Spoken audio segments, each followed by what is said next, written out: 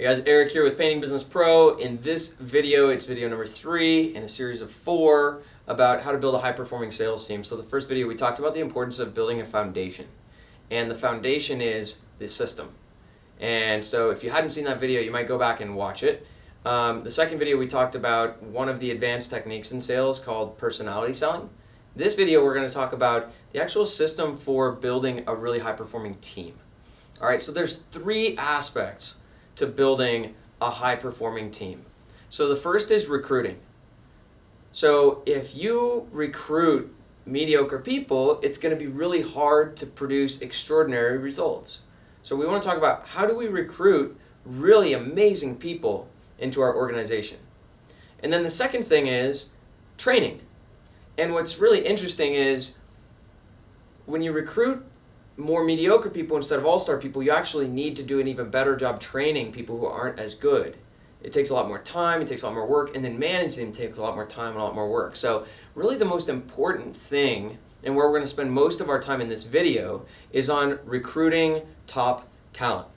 Now, the good news is it's really pretty obvious and pretty straightforward how to recruit really great people. The bad news is there's no shortcuts. So we're going to dive into what does it take to recruit really great people, and that's something I'm really focused on in my business now, is putting together extraordinary people so we can build an extraordinary company, an amazing team, and really knock it out of the park with our business. So let's just look first at what are the steps in recruiting someone. So, we have a job ad. All right, so we've got the ad, right? And really there's 2 ways we can recruit people. We can do an ad, or we can get referrals from existing employees or friends or your network. But let's just say we're recruiting with a job ad. So we have the ad, and then what we do is we get all these responses, and then we're gonna screen out a lot of the bad ones, and we're gonna call the good ones, and maybe we'll set up an interview or maybe we will not. So we have screen and phone call. And then the next thing that we're going to do is we're going to be doing an interview. And then the next thing that we're going to do is, at least what we do, is we do phone calls. So this is, we're calling references and they call other people on our team. And they talk to our team. And then we have another phone call. So that's like an interview kind of. And then we have a final interview. So this is kind of our process, all right? And there's a lot to this, which we won't be able to get through entirely, because I could spend like days training you on this, because it's really in-depth stuff. But at least we're going to give you some tips for understanding how this works. So the first thing you need to understand is that if you want to get the best people, you need to deserve the best people. So there's no trick here. You can't recruit the best people if you're not providing the best opportunity. And one of the things that I see everybody kind of backwards on is mostly people are trying to they don't want to pay a lot. They're cheap. It's like I want to pay less and less money for people. And the key is you aren't ever going to find, look, every year, the way our company is built is every year we've improved our compensation plan. Every year, because early on, we didn't know the results we could get. We couldn't take any risk, so we paid straight commission. And we got a certain caliber of applicants doing that. And the very best person who applies to a straight commission position that doesn't guarantee hours, doesn't guarantee pay, the best person there is never going to be as good as the best person who applies to a $100,000 a year salary, for example. It's just not going to happen. So you've got to understand that you actually need to build the best offer in the best position. So there's no shortcuts here. And where most people go wrong is they're trying to find the best person for the least amount of money, which is kind of what you want to do, but more it's like, no, I just want the best person. See, the difference between paying $40,000 a year and $50,000 a year is probably like that extra 10 grand better, higher performing people are going to really return for you because it's so much less training, less management. They're going to stick around longer. They're going to produce more results. They're going to bring more leadership. They're going to impact the culture. So just thinking about, if you want to build a really great company, you've got to have the best people. And to have the best people, you have to offer the best job. And so you got to just take an honest look at yourself and see, what am I offering? And is it the best thing out there? So like our goal as a company is we want to provide the best. We want our production managers to make way more money than the industry standard. We want our salespeople to make way more money than the industry standard. You know, we provide health insurance to all of our full-time employees. Most painting companies don't do that. You know, we have full-time salaries. We have unlimited vacation time. We have gas stipends. We have health insurance stipends. We have bonuses we give people for personal training and development programs. You want to start to think like, look at the biggest companies in the world, the people with the deepest pockets that are the most successful. You'll get Ubers and Googles and Facebooks. They have the best people. They're recruiting the best people in the world they can find. How do they do it? They have the best compensation plans, the best opportunities. They get people who are working on something that really matters. Like, are you hiring someone to just work for you, or are you really building something? So what are some of the things that I can look at in this position I'm offering? You know, I can look at, what's the compensation? Are there benefits? Are there perks? What's the vacation time? Is there paid time off? Am I going to be working 60 or 70 hours a week or 40? Are there future opportunities for me, or is this just what I'm going to be doing for the rest of my life? That's 7 things I just listed. How are you doing on those?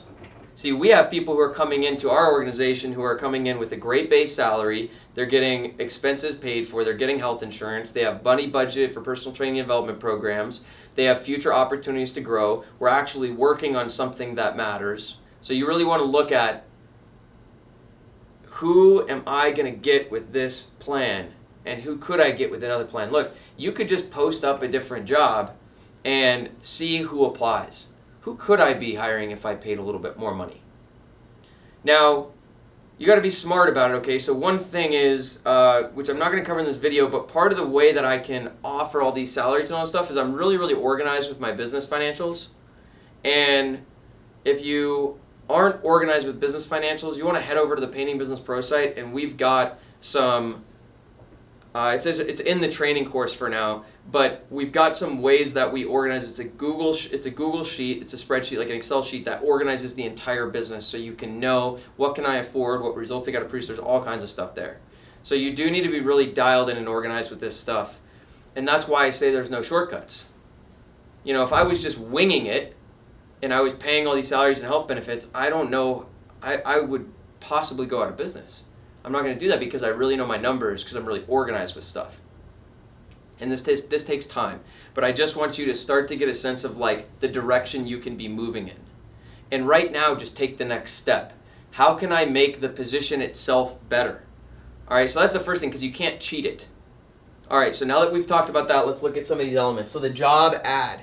Okay, so this is a big deal. So first of all, if I don't have a great position in the first place, nothing here is going to save me. By the way, one of the other things is I've got to be cool to work for. I've got to be cool to work with. I've got to provide good training to people. How good is your training? How good is the job you're offering? How good is that person who takes the job? How good is their life going to be? How good is their career going to be? How much money are they going to make? Are they going to be able to travel and fulfill their dreams with their family and in their life? You got to get real about that stuff, because they're really highly capable people. They know they're highly capable, and they demand the most. Are you providing the most? So once we have that part done, we've got a job ad. Now, there's 2 parts to the job ad, okay? So there's the title, and then there's the body. So recently we were hiring production managers, and we had 3 ads. 2 of the ads, the title said production manager. The 3rd ad said production manager, salary plus benefits plus bonuses. The 3rd ad with salary plus benefits plus bonuses, that one got just as many applicants as the other 2 for the same amount of money as the other 2 combined, and we hired 2 people from this one and 1 person from these 2. That makes a difference. So is your title lucrative? So what you can do is go on the job boards and see, as if you're applying for jobs, what jobs stand out to you? What headlines draw your attention? What titles draw your attention? And then click into some of those and see, how are people writing their job ad? The first one that just said production manager, the job ad itself had bullet points. Like one of them, for example, was must be able to handle stressful situations. The other one said, you're someone who loves when things are in order. But if things aren't in order, you're able to bring order to those situations to succeed. Both are talking about the same thing, but this one sounds a lot better. So how can I write my job to speak to people and be exciting? Another one was like setting expectations, like must be willing to drive. The other one's like you enjoy being on the go and don't want to be stuck in an office. So how do you write your job ad to appeal? It's the same thing, but how you write it will get you more applicants. All right, so that's the job ad. So we work on making a better title or work on making a better body. And by the way, in every single one of my job ads at the bottom I say, we get a lot of applicants for this position. To be considered, you must include a cover letter. And that's what we do here. So the first thing we do when we screen is, if they didn't include a cover letter, they're gone. And then the other thing we do is there's 2 questions that we ask. And these are from Jeff Bezos with Amazon. There's 3 questions he asks. And yet you have to say yes to all 3 to hire someone. I don't like the third one, but here's 2. The first one is, will I admire this person? Will I admire this person? If I can't say yes to that, I don't hire them. The second question is, will this person raise the average?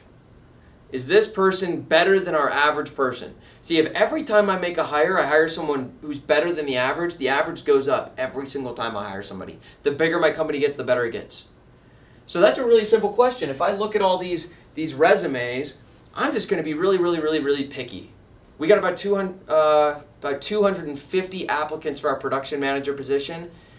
There were 5 that were good. Or 5. There were only about 12 interviews I did, and the only ones that I liked, the 5 that went to the next, the 5 that got to here and here, there are 5. Those 5, it was obvious. If you look at their resumes, they were obviously the best 5 resumes. So be picky. Be picky. So that's that, and then we do a phone call, and we just kind of give them a basic overview of the job, talk to them on the phone, and we basically make sure, are there any red flags? Are you comfortable with the driving? Do you have some experience here? Why do you want this job? Why are you interested? When can you start? Do you live here? All the basic deal breaker stuff, and then we set them up for an interview. Then in this interview, the interview is a big deal, obviously. And what I need to learn how to do, which we won't have time to get into in this video, but what I need to be able to do effectively in an interview is I need to identify, is this person cut out for this job? Are they the right fit for this job? So there's a company called Breakthrough Academy that I learned a lot of this from. I'll put a link to Breakthrough Academy in the comments of this video, but they teach this extensively. And what they teach is, there's something called preferences and abilities. Okay, so preferences and abilities. And there's a bunch of these. So one of them would be what we call instrumental. Someone who is instrumental naturally makes a really good impression right away. So that's what instrumental is. So that's great for salespeople. Another preference and ability is the ability or preference to solve problems. There's some people who get really stressed out by problems. That is not someone you should hire to be a production manager. There's other people who love solving problems, and when problems come up, they just are in action and make stuff happen. That's the kind of person you want for a production manager. There's another one called tenacity. That's someone who just prefers to just overcome challenges, just working their butt off. We love that with salespeople. They just work. They love to hustle at work and go, go, go. There's other people who, I was trying to think, fundamental. People who really enjoy overcoming challenges. They're able to just overcome challenges in pursuit of a goal. And there's a bunch of these. And we usually identify 3 or 4 for each position we're hiring for. And those are the main things I'm looking for. And I'm not looking for I'm not asking them directly. I'm looking at their past. So tell me, for problem solving, I say, hey, what's one of the biggest challenges you deal with at your job? And if they can tell me in elaborate detail about this happened and this is how I solved it and blah, blah, and it's something they do every single day, I'm like, cool, this is someone who's naturally good at solving problems. They're comfortable dealing with that. So I need to make sure I'm interviewing salespeople for what they're good at, production people for what they're good at, and that's a whole other training in itself. So I'll put a link to Breakthrough Academy so you can check them out. If you're in team building mode, they're a company you would want to talk to. All right, so the next step in the process is this references team thing. So what we do is when someone has gotten through all these steps and I've interviewed them and they've passed that interview and I think this person could be a good fit, that's when I call all their references, and that's when they call 3 or 4 people on our team. So our team can say, hey, dude, my team knows who fits here or not, because one of the most important things we look for in this interview, along with the preferences and abilities, is do they fit with our culture and values? Somebody who doesn't fit with culture and values, no good. So, and then we keep going down here, okay? So this is recruiting, all right? This is a brief overview about recruiting, but there's enough things in here that you should see how I can step my game up. I need to hold a higher bar. And if I'm not getting good enough, how good of people can I get? Well, how good is the position? So then the next steps in building a great team is we need to train people effectively. How well you can train someone is dependent on how good your systems are. That's why we needed that foundation we talked about in video 1. And then your job, so now we've hired really great people. Now, I still am not done. I'm never done. See, some people think that building a team is oh, now I've got a team, so now I don't have to do anything. Yeah, well, you don't have to, but your whole team is going to quit. No, now you don't have to work as many hours because what you're doing, you shouldn't be babysitting, but you're more accountable now. And your job, once you find a great team member, is make them successful. Make sure they have all the tools they need. Make sure they have all the support they need.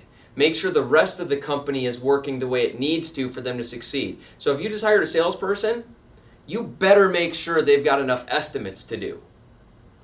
If you hire a salesperson and they don't have enough estimates because you're dropping the ball on marketing, you're not going to keep great people around. And if you're not delivering an awesome job to clients and your salesperson keeps getting phone calls from clients they booked that aren't happy, they're not going to stick around. So now your job is to make sure that every department and every person, every department is winning, is succeeding. And what's the best way to do that? Well, there's 2 things. One is, how good are your systems? And the second one is, how good are you? And so you've got to really invest into yourself and training and developing yourself to be a great leader, a great boss, a great coach. And you've got to really invest into your business in making great systems that produce a reliable and predictable result, and that you produce it. And all of this requires a lot of organization. So there's a ton of stuff that you can see is required to build teams. This is why so few people do it. In our industry, in this industry, both painting and all the trades, 95% of the companies out there are owner-operator. They're run by the owner. And some people want to do that, and it's fine. But there's a lot of people out there who would love to double or triple their income and would love to build a sustainable business. But it takes a lot of work, and there's a lot of things you need to get put in place. And that's what my Painting Business Pro course is there for. It's to help you put the foundation in place that you need, including your master business file that organizes and lines up marketing with sales, with production, with your budgets, and all the systems that have been developed for marketing, for sales, for production, and for financials. And I've got a bunch of this stuff in there too. So if you want to speed that process up and you want to just get moving on that, you've got to get the systems down. And trying to figure all this out on your own, you're never going to do it. I never would have done it. The only reason I've got all this stuff in place is because I've invested so much in coaches and mentors and people. And so I'd really encourage you, if this is something you want to build in your company, I'd really encourage you to take a look at the Painting Business Pro course. And if you're an owner-operator and you're not looking to build a team, you can run your business way more effectively if you build a foundation. And then you've always got an option to build your business if you want to. So I hope you found this video useful. I wanted to give you guys a little bit of direction and a little bit of a reality check on, if you want to build great teams, it starts with hiring great people. And if you want to hire great people, it starts with deserving great people by offering an awesome position. Not making it look good, it actually has to be good. And that's what makes our company do so well, is the people who work here love their job. They make good money. They have a great life balance. They learn and develop themselves a lot. And they've got a ton of opportunities for the future to keep building their career. And they love the people. And that's why people work here. And that's why our company is growing every year, and we're just getting started. So I hope you liked the video. If you've got questions or comments, drop it below. If you liked it, give me a thumbs up so I know. And I know there's a lot more here, so I apologize I can't go into all of it, but I will put that link in the description in case you're interested in talking to a company that really is good at this stuff and can really help you implement this stuff if you're ready to really invest in building these kinds of systems. I'll also put a link to my course in the comments below. Next week, we're going to talk about one more advanced sales strategy that it's not really a strategy, but it's something that's required to sell over half of your estimates. And we'll talk about that a little bit next week. So we will see you in the next video.